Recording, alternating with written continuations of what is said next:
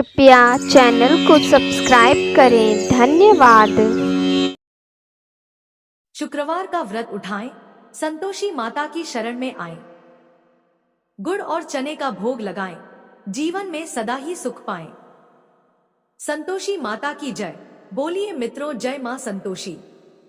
हे मां संतोषी, आप हम सभी भक्तों पर अपनी कृपा सदा ही बनाए रखना। मित्रों, संतोषी माता के चरण कमलों का ध्यान करते हुए सुनते हैं शुक्रवार व्रत की बहुत ही सुंदर कथा। प्राचीन समय की बात है। एक गांव में एक बुढ़िया रहा करती थी। उस बुढ़िया के 7 पुत्र थे। 6 कमाने वाले थे और एक पुत्र कमाता नहीं था। उसके 7 बेटों की शादी हो चुकी थी और सबसे छोटे वाले बेटे की शादी एक अति गुणवान और सुशील कन्या के साथ संपन्न हुई थी। बुढ़िया अपने 7वें पुत्र का विवाह होने के बाद अपनी सबसे छोटी बहू से घर के सारे काम करवाती, परंतु उसे ठीक से खाना भी नहीं देती थी। यह सब लड़का देखता पर माँ से कुछ भी नहीं कह पाता था और उसकी बहू दिन भर काम में लगी रहती थी। वो उपले थापती, रोटी रसोई करती, बर्तन साफ करती, कपड़े धोती और इसी में उसका सारा समय बीत जाता था। बुढ़िया भी अपने 6 बेटों की रसोई बनाती और उन्हें अच्छा भोजन कराती और पीछे से जो कुछ जूठन बचता सो 7वें बेटे को उठा कर दे देती थी। बुढ़िया का 7वां बेटा बड़ा ही भोला भाला था। वो अपने मन में किसी भी प्रकार का कोई गलत विचार नहीं करता था।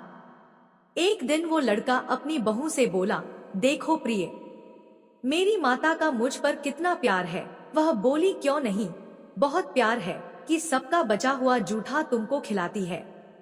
वह बोला, भला ऐसा भी कहीं हो सकता है? मेरी माँ ऐसा कभी नहीं कर सकती। मैं जब तक आंखों से न देखूं, मैं मान ही नहीं सकता। बहू ने हंसकर कहा, तुम देख लोगे तब तो मानोगे। ऐसे ही कुछ दिन बाद एक बड़ा त्योहार आया। बुढ़िया के घर में 7 प्रकार के भोजन और चूरमा के लड्डू बनाए गए। बुढ़िया का 7वां बेटा अपनी पत्नी की बात को जांचने के लिए सिर दर्द का बहाना करके एक पतला कपड़ा सिर पर ओढ़कर रसोई घर में सोने का बहाना करके लेट गया। अब तो लड़का कपड़े में से सब देखता रहा कि आखिर क्या हो रहा है। जब 6 भाई भोजन करने आए, उसने देखा कि माँ ने उनके लिए सुंदर सुंदर आसन बिछाए हैं, 7 प्रकार की रसोई परोसी है और हर बेटे को आग्रह करके जिमाती है कि खा ले बेटा। 7वां बेटा कपड़े के पीछे ये सब देख रहा था। 6 भाई भोजन करके उठे तब माता ने उनकी जूठी थालियों में से लड्डुओं के टुकड़ों को उठाया और एक लड्डू बना दिया। जूठन साफ कर बुढ़िया ने 7वें बेटे को पुकारा कि उठो बेटा, 6 भाई भोजन कर गए, अब तू ही बाकी है, उठना कब खाएगा? वह कहने लगा कि माँ, मुझे भोजन नहीं करना, मैं धन कमाने के लिए परदेश जा रहा हूँ। माँ को बेटे की बात पसंद आ गई कि बेटा परदेश जाएगा तो बहुत सारा धन कमा कर लाएगा। बुढ़िया ने अपने बेटे को जाने की आज्ञा दे दी और कहा कि कल जाता हो तो आज ही जा। वह बोला, हाँ हाँ, आज ही जा रहा हूँ। यह कहकर वह घर से निकल गया। चलते समय उसे अपनी पत्नी की याद आई। वह गौशाला में उपले थाप रही थी। वहीं पर जाकर वो अपनी पत्नी से बोला, हम जावे हैं परदेश को, आगे सो कुछ काल, तुम रहियो संतोष से, धर्म आपनो पाल। वह बोली, जाओ पिया आनंद से, हमरू सोच हटाए, राम भरोसे हम रहें, ईश्वर तुम्हें सहाय। पत्नी बोली, दे निशानी आपनी, देख धरू में धीर, सुधी हमरी मति बिसारियो, रखियो मन गंभीर। वो बोला कि मेरे पास तुम्हें देने के लिए तो कुछ भी नहीं है, बस यह एक अंगूठी है, सो ले लो और अपनी कुछ निशानी मुझे भी दे दो। वह बोली, मेरे पास आपको देने के लिए क्या है? इतना कहकर वह पति के चरणों में गिरकर रोने लगी। इससे पति के जूतों पर गोबर से सने हाथों से छाप बन गई। वह घर से चल दिया और कई दिनों तक चलता रहा और चलते चलते वो एक दूर देश में जा पहुंचा। वहां पर एक बड़े साहूकार की दुकान थी। वहां जाकर वो कहने लगा, सेठ जी, मुझे धन की बहुत आवश्यकता है, मुझे आप नौकरी पर रख लो। साहूकार को भी काम के लिए एक व्यक्ति की जरूरत थी, तो वह बोला कि ठीक है, रह जाओ। लड़के ने पूछा कि साहूकार जी, वेतन क्या दोगे? साहूकार ने कहा, तुम्हारा काम देखकर दाम मिलेंगे, और ऐसा कहकर उसको साहूकार के यहाँ नौकरी मिल गई। वह रोज सवेरे 7 बजे से रात तक सेठ के पास नौकरी करने लगा। कुछ ही दिनों में वो लड़का दुकान का सारा लेन देन, हिसाब किताब, ग्राहकों को माल बेचना, सारा काम करने लगा। साहूकार के 7 से 8 नौकर थे। वे सब चक्कर खाने लगे कि यह तो बहुत होशियार बन गया है। सेठ ने भी लड़के का काम देखा और 3 महीने में ही उसे आधे मुनाफे का साझीदार बना लिया। इसी प्रकार से समय बीता और वह लड़का 12 वर्ष में ही नामी सेठ बन गया। अब तो मालिक सारा कारोबार उस पर छोड़कर बाहर चला गया। संतोषी माता व्रत कथा के अनुसार अब बहू पर क्या क्या बीत रही है, सो आप सुनो। बेटे के जाने के बाद सास अपनी बहू को बहुत दुख देने लगी। सास सारी गृहस्थी का काम करवा कर बहू को लकड़ी लेने जंगल में भेज देती। इस बीच घर की रोटियों के आटे से जो भूसी निकलती उसकी रोटी बनाकर रख दी जाती और फूटे नारियल के खोपरे में पानी पीने के लिए दिया जाता और इस तरह उस दुखियारी के दिन बीत रहे थे। पति के जाने बाद बहू पर सास के अत्याचार धीरे धीरे और ज्यादा बढ़ते चले गए। एक दिन बहू इस सब से दुखी होकर मंदिर चली गई। वहां उसने देखा कि बहुत सी स्त्रियां कोई पूजा कर रही थी। उसने स्त्रियों से उस व्रत के बारे में जानकारी ली तो वे बोली कि हम संतोषी माता का व्रत कर रही हैं।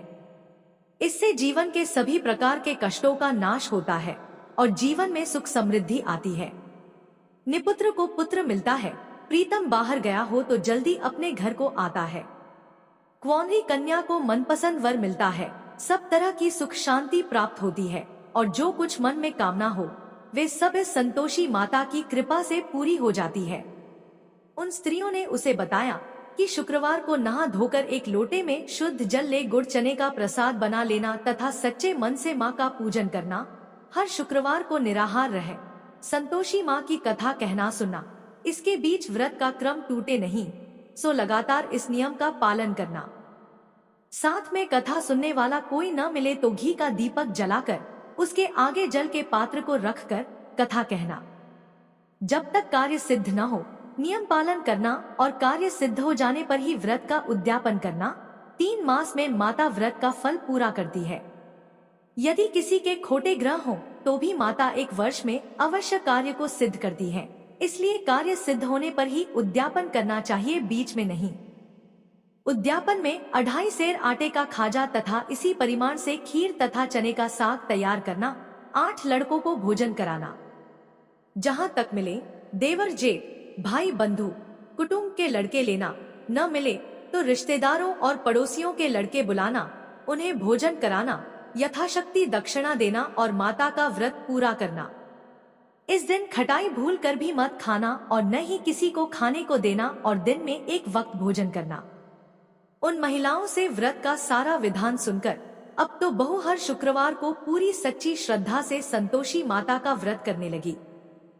संतोषी माता की कृपा से कुछ ही दिनों के बाद उसे अपने पति का पत्र मिला, साथ ही पति के भेजे हुए पैसे भी आ गए। यह सब देखकर जेठानी मुंह सिकोड़ने लगी और बोली, इतने दिनों में पैसा आया, इसमें क्या बड़ाई है।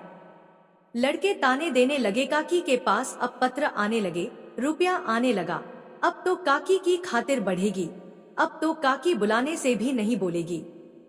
बेचारी सरलता से कहती, भैया पत्र आवे, रुपया आवे तो हम सबके लिए अच्छा है। ऐसा कहकर आंखों में आंसू भरकर संतोषी माता के मंदिर में आकर मातेश्वरी के चरणों में गिरकर रोने लगी और बोली कि माँ, मैंने तुमसे पैसा नहीं मांगा, मुझे पैसे से क्या काम है, मुझे तो अपने सुहाग से काम है। मैं तो अपने स्वामी के दर्शन और सेवा मांगती हूँ। तब माता ने प्रसन्न होकर कहा, जा बेटी, तेरा स्वामी बहुत जल्दी तेरे पास आएगा। यह सुनकर वह खुशी से बावली हो गई और घर में जा काम करने लगी। अब संतोषी माँ विचार करने लगी कि इस भोली भाली पुत्री से मैंने कह तो दिया तेरा पति आएगा, पर कहां से, वह तो स्वप्न में भी इसे याद नहीं करता, उसे याद दिलाने मुझे जाना पड़ेगा। इस तरह माता बुढ़िया के बेटे के पास स्वप्न में प्रकट होकर कहने लगी, साहूकार के बेटे सोता है या जागता है। वह बोला, माता सोता भी नहीं हूँ, जागता भी नहीं हूँ, बीच में ही हूँ, कहो क्या आज्ञा है।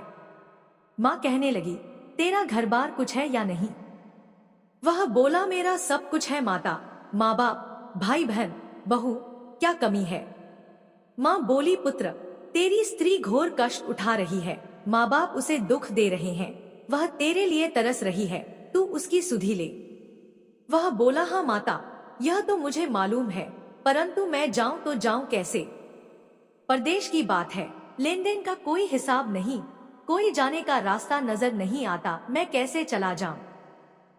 माँ कहने लगी, मेरी बात मान, सवेरे नहा धोकर संतोषी माता का नाम ले और एक घी का दीपक जला। दंडवत होकर दुकान पर जाकर बैठना, देखते ही देखते तेरा लेन देन सब चुकता हो जाएगा, जमा माल बिक जाएगा, सांझ होते होते धन का ढेर लग जाएगा। जब सवेरे उठकर उसने लोगों से अपने सपने की बात कही तो वे सब उसकी बात अनसुनी कर खिल्ली उड़ाने लगे कि कहीं सपने भी सच होते हैं। पर एक बूढ़ा बोला, देख भाई, मेरी बात मान, इस प्रकार साथ झूठ करने के बदले देवता ने जैसा कहा है वैसा ही करने में तेरा क्या जाता है? वह बूढ़े की बात मान, स्नान कर संतोषी माँ को दंडवत कर घी का दीपक जला दुकान पर जा बैठा। थोड़ी देर में वह क्या देखता है कि देने वाले रुपया लाए, लेने वाले हिसाब लेने लगे, कोटे से भरे सामानों के खरीदार नकद दाम में सौदा करने लगे, शाम तक धन का ढेर लग गया। माता का चमत्कार देख प्रसन्न होकर मन में माता का नाम लेकर अपने घर ले जाने के लिए गहना कपड़ा खरीदने लगा और वहां के काम से निपटकर वह घर को रवाना हुआ। वहां बहू बेचारी जंगल में लकड़ी लेने जाती है, लौटते वक्त माँ के मंदिर पर विश्राम करती है। वह तो उसका रोजाना रुकने का स्थान था। दूर से धूल उड़ती देख वह माता से पूछती है, हे माता, यह धूल कैसी उड़ रही है? माँ कहती है, हे पुत्री, तेरा पति आ रहा है। अब तू ऐसा कर, लकड़ियों के 3 बोझ बना ला, एक नदी किनारे रख, दूसरा मेरे मंदिर पर और तीसरा अपने सिर पर रख। तेरे पति को लकड़ी का गट्ठा देखकर मोह पैदा होगा, वह वहां रुकेगा, नाश्ता पानी बना खाकर माँ से मिलने जाएगा। तब तू लकड़ियों का बोझ उठाकर घर जाना और बीच चौक में गट्ठा डालकर 3 आवाजें जोर से लगाना, लो सासू जी, लकड़ियों का गट्ठा लो, भूसी की रोटी दो और नारियल के खोपरे में पानी दो। आज कौन मेहमान आया है? माता की बात सुन बहू, बहुत अच्छा माता कहकर प्रसन्न होकर लकड़ियों के 3 गढ़े ले आई। एक नदी तट पर, एक माता के मंदिर पर रखा और एक सिर पर रखा। इतने में ही वहां एक मुसाफिर आ पहुंचा। सूखी लकड़ी देख उसकी इच्छा हुई कि अब यहीं विश्राम करे और भोजन बना खाकर गांव जाए, और इस प्रकार भोजन बना विश्राम कर वह गांव को गया। वो घर में सबसे प्रेम से मिला और उसी समय बहू सिर पर लकड़ी का गट्ठा लिए घर में आती है। लकड़ी का भारी बोझ आंगन में डाल जोर से 3 आवाज देती है, लो सासू जी, लकड़ी का गट्ठा लो, भूसी की रोटी दो, नारियल के खोपरे में पानी दो। यह सुनकर सास बाहर आ गई। अपने दिए हुए कष्टों को भुलाते हुए कहती है, बहू ऐसा क्यों कहती है? तेरा मालिक, तेरा पति आया है। आ बैठ, मीठा भात खा, भोजन कर, कपड़े गहने पहन। इतने में आवाज सुन उसका स्वामी बाहर आता है और अपनी अंगूठी देख व्याकुल हो माँ से पूछता है, माँ यह कौन है? माँ कहती है, बेटा यह तेरी बहू है। आज 12 वर्ष हो गए तू जब से गया है, तब से सारे गांव में जानवर की तरह भटकती फिरती है, कामकाज घर का कुछ करती नहीं, 4 समय आकर खा जाती है। अब तुझे देखकर भूसी की रोटी और नारियल के खोपरे में पानी मांगती है। वह लज्जित हो बोला, ठीक है माँ, मैंने इसे भी देखा है और तुम्हें भी देखा है। अब मुझे दूसरे घर की चाबी दो तो उसमें ही रहूंगा। तब माँ बोली, ठीक है बेटा, तेरी जैसी मर्जी। इतना कहकर चाबी का गुच्छा पटक दिया। उसने चाबी लेकर दूसरे कमरे में, जो तीसरी मंजिल के ऊपर था, खोलकर सारा सामान जमाया और एक दिन में ही वहां राजा के महल जैसा ठाट बाट बन गया। अब क्या था, वे दोनों पति पत्नी सुखपूर्वक रहने लगे और इतने में अगला शुक्रवार आया। बहू ने अपने पति से कहा कि मुझे माता का उद्यापन करना है। पति बोला, बहुत अच्छा, खुशी से करो, और वह तुरंत ही उद्यापन की तैयारी करने लगी। जेठ के लड़कों को भोजन के लिए कहने गई।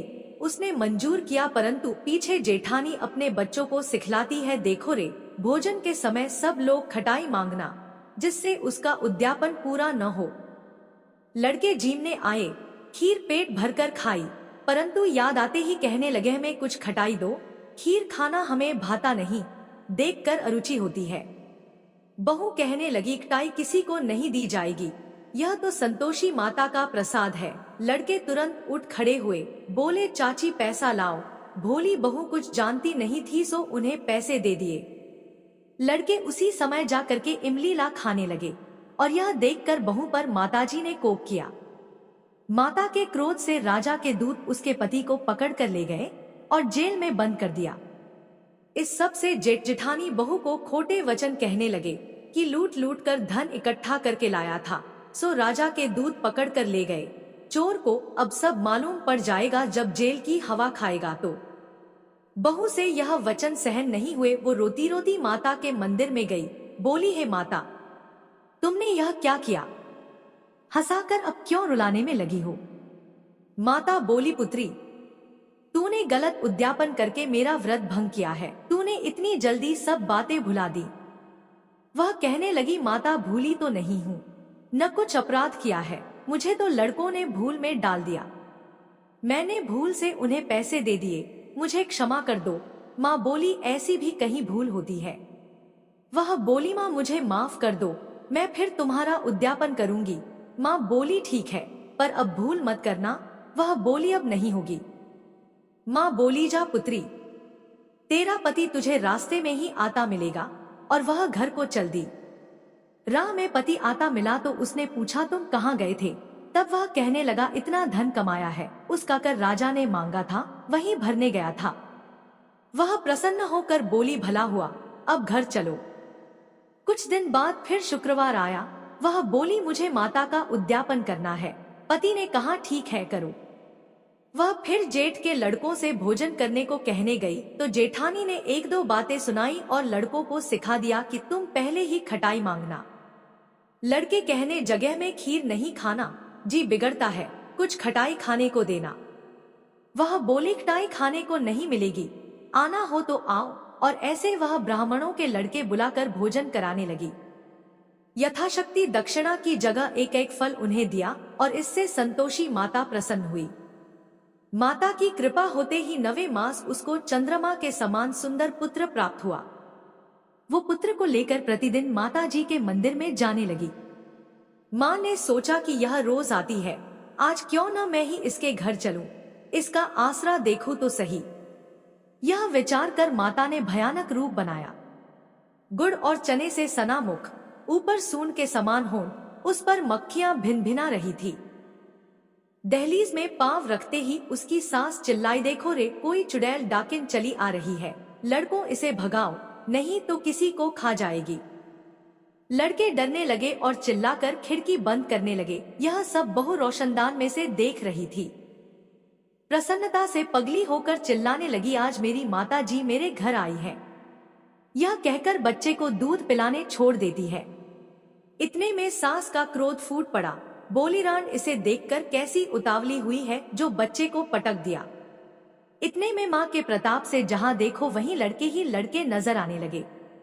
वह बोली, माँ जी, मैं जिनका व्रत करती हूँ यह वही संतोषी माता है। इतना कह झट से सारे घर के किवाड़ खोल देती है। सबने माता के चरण पकड़ लिए और विनती कर कहने लगे, हैं माता, हम मूर्ख हैं, हम अज्ञानी हैं, पापी हैं। तुम्हारे व्रत की विधि हम नहीं जानते। तुम्हारा व्रत भंग कर हमने बहुत बड़ा अपराध किया है। हे माता, आप हमारा अपराध क्षमा करो। इस प्रकार माता प्रसन्न हुई और सभी को आशीर्वाद दिया। माता, आपने बहू को जैसा फल दिया वैसा सबको देना। जो भी भक्त माता की यह कथा पढ़े उसका हर मनोरथ पूर्ण हो। तो बोलिए प्रेम से संतोषी माता की जय।